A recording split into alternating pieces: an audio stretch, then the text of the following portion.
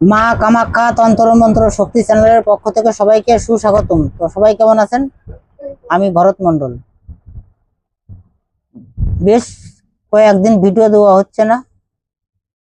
যাই হোক, ভিডিও এরও কিছুদিন পরে লেটে লেটে ভিডিও দিতাম, কারণ আমার তো অত পিডিএফ বা বই নেই, কতই গুরুমুখী বিদ্যা থাকে। তো যা আছে পশ্চিম বাংলার বাংলাদেশ দিয়ে সব তান্ত্রিক যা আছে আমার একার আছে তাই আছে তুলনামূলকভাবে। তারপরও ভিডিওর এত ইচ্ছা নেই। তা আমারে হোয়াটসঅ্যাপ গ্রুপটা চালাচ্ছি সীমিতভাবেই, আগের নিয়মই। তা কিছু কিছু ছেলেরা গ্রুপে জয়েন্ট ছিল বা আছে এখনো কিছু কিছু লোক, মানে এদের যে বাপ মা কয়টা এদের সেইটাই ঠিক নেই। ওরা যে সময় যে গাছে যায় তখন সেই গাছের রূপ ধরে, অমুক বাপ ভালো না, তমুক বাপ ভালো না, এইলো ওদেরই। আর যত খালি দেও আর দেও, যে সময় দোয়া একটু কমে যাবে তখনই ওদের মানে তারপরে বদনাম করা শুরু করবে। তা দুটো তিনটে শিষ্য দেখছি, মানে আমার ফোন করে না, কারণ ওদের বাপের তো বুকের পেটের দম নেই যে আমার কাছে ফোন করবে। তিনটে শিষ্য আগে গ্রুপ থেকে বেরিয়ে গেছে, তারা আমার কাছে মানে ফোন করার সাহস পায় না বা ফোন করবেও না। কিন্তু আমার যেসব গ্রুপের ছেলেরা আছে তাদের কাছে ফোন করে বলে মন্ত্রে কাজ হয় না। আরে হারামির বাচ্চা, আগে নিজে সঠিক হ।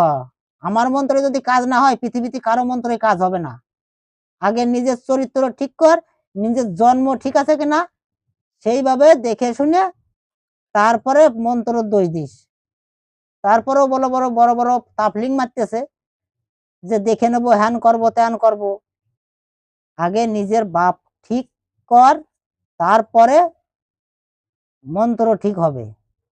টাকা হলেই মন্ত্র হয় না। গুরু মেলে লাখে লাখে, শিষ্য মেলা এক। শিষ্যর মতো শিষ্য হইলে না অনেক। তোমরাও তো থাকে গেছো, 1 বছর 1.5 বছর করে থাকে গেছো, 50,000 30,000 40,000 করে টাকা দিছো। তোমার সেই সব বাপদের মন্ত্রে কয়টাই কাজ করে আর আমার মন্ত্রে কয়টা কাজ করে? আগে সেইগুলো দেখো, তারপরে আমার সঙ্গে লড়বা। তো যাই হোক, অনেক বড় বড় কথা বললাম। তা আমি আজকে একটা সেদ বান মন্ত্র দেব। মানে বাড়িতে বসে কাজ করলে, শ্মশানে যেতে হবে না, কবরে যেতে হবে না, নদীতে যেতে হবে না, 3 রাস্তায় যেতে হবে না, নিজের বাড়িতে বসে কাজ করবে। তাহলে পরেই বান 100-র ভিতর 1000% গ্যারান্টি আমি দিয়ে দিচ্ছি, লাগবেই। এই মন্ত্রটা দিতাম না, কিন্তু এইসব হারামির বাচ্চাদের সাহায্য করার জন্য এই মন্ত্রটা আমি আজকে ইউটিউব চ্যানেলে ছাড়তেছি। তো চলো আগে মন্ত্রটা দেখো, তারপরে নিয়মকরণ গুলো বুঝিয়ে দেবো।